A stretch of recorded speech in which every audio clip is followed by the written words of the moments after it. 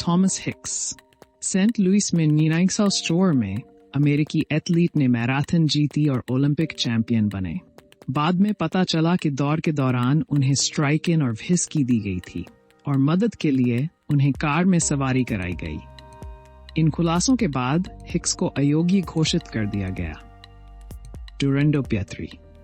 London में 1908 में इतालवी एथलीट ने अपने प्रतिद्वंद्वियों को पछाड़ा और अपनी आखिरी ताकत के साथ ओलंपिक स्टेडियम में प्रवेश किया, लेकिन वह गलत रास्ते पर चला गया। जजों ने उसे पलटा और उसे 4 बार गिरने और उठने में मदद की। प्रशंसकों ने भी उसकी मदद की और डुरेंडो पिएत्री ने सबसे पहले फिनिश लाइन पार की। इसके बाद वह 2 घंटे तक अपनी जान की लड़ाई लड़ता रहा। दुर्भाग्य से अनधिकृत सहायता प्राप्त करने के कारण उसे अयोग्य घोषित कर दिया गया। हालांकि उसकी बहादुरी को भरपूर पुरस्कार मिला। इंग्लैंड की महारानी ने खुद उसे एक सुंदर चांदी का कप भेंट किया। डोरा रचन वर्ष 1936 में बर्लिन ओलंपिक में जर्मन एथलीट डोरा रचन ने विश्व रिकॉर्ड तोड़ते हुए ऊंची कूद में प्रतिष्ठित स्वर्ण पदक जीता। हालांकि डोरा को अन्य एथलीटों पर एक फायदा था, क्योंकि डोरा वास्तव में एक पुरुष था। जन्म के समय उसके 3 छोटे अंडकोश पाए गए और उसके माता पिता ने उसे एक लड़की के रूप में पालने का फैसला किया।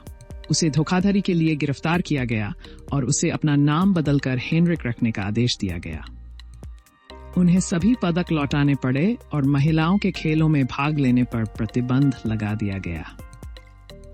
1916 के ग्रेनोबल ओलंपिक में ल्यूज में पूर्वी जर्मन अर्टन ईडरलेन ने पहला स्थान प्राप्त किया, जबकि उनकी 2 सहकर्मियों ने दूसरा और चौथा स्थान प्राप्त किया। ये संदिग्ध था कि वे प्रतियोगिता से ठीक पहले दिखाई दिए और छोड़कर चले गए। प्रतियोगिता के तुरंत बाद पता चला कि उनकी स्लेज को शुरू से पहले रसायनों से गर्म किया गया था। इससे बर्फ के साथ घर्षण कम हो गया, जिससे लड़कियों को जीतने का मौका मिला, लेकिन उनकी अयोग्यता भी हुई। बोरिस ओनिशेंको। मॉन्ट्रियल ओलंपिक के दौरान 1976 वर्ष में यूएसएसआर का प्रतिनिधित्व करने वाले पेंटाथलीट ने बार-बार तलवारबाजी प्रतियोगिता जीती। ब्रिटिश टीम को एक समय पर संदेह हुआ क्योंकि बोरिस को हिट का श्रेय दिया जा रहा था, भले ही उसने वास्तव में लक्ष्य को नहीं मारा था। जल्द ही पता चला कि उसकी तलवार में एक बटन था जो हिट का संकेत देता था।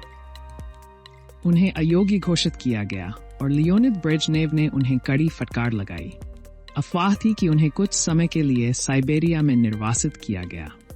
Ben Jonson.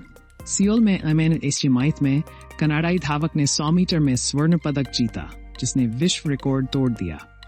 दुर्भाग्य से उन्हें अवैध डोपिंग करते पाया गया, जिससे उन्हें अयोग्य घोषित कर दिया गया और पदक खो दिया।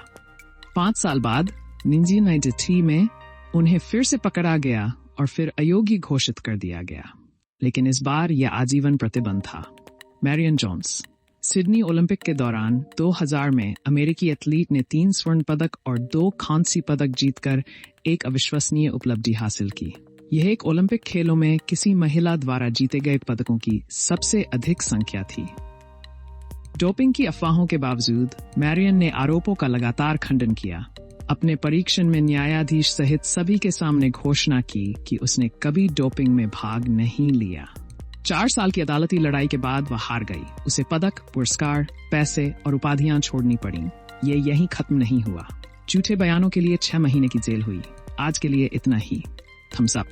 सब्सक्राइब करें, फिर मिलते हैं।